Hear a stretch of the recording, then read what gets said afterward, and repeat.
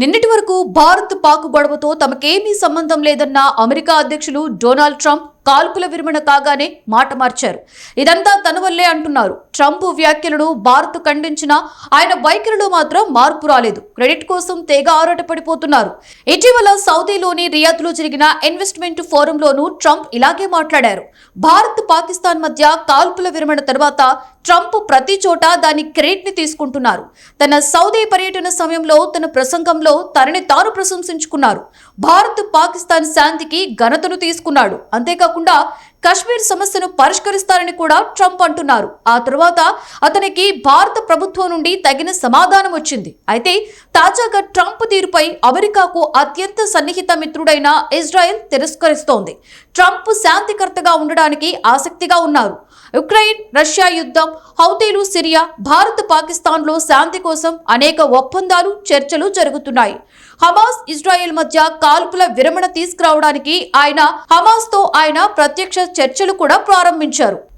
ఈ నేపథ్యంలోనే ట్రంప్ తీరుపై ఇజ్రాయెల్ ప్రధానమంత్రి నెతన్యాహు ఆగ్రహాన్ని వ్యక్తం చేశారు.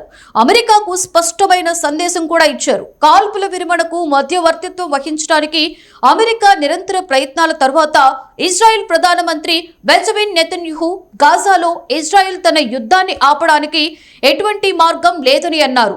బందీలను విడుదల చేయడానికి ఒప్పందం కుదిరినప్పటికీ హమాస్ అంతమయ్యే వరకు తన ప్రచారం కొనసాగుతుందని ఆయన అన్నారు.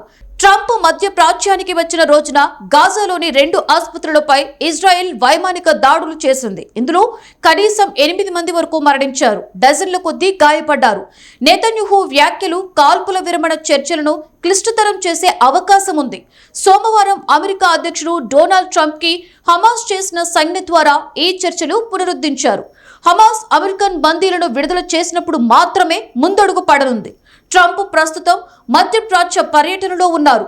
తను మరో కాల్పుల విరమణకు క్రెడిట్ తీసుకోవాలని ఆశిస్తున్నారు. అదే సమయంలో నెతన్యాహు వైఖరి ఆయనకు ట్రంప్కు మధ్య పెరుగుతున్న అంతరాన్ని సూచిస్తోంది.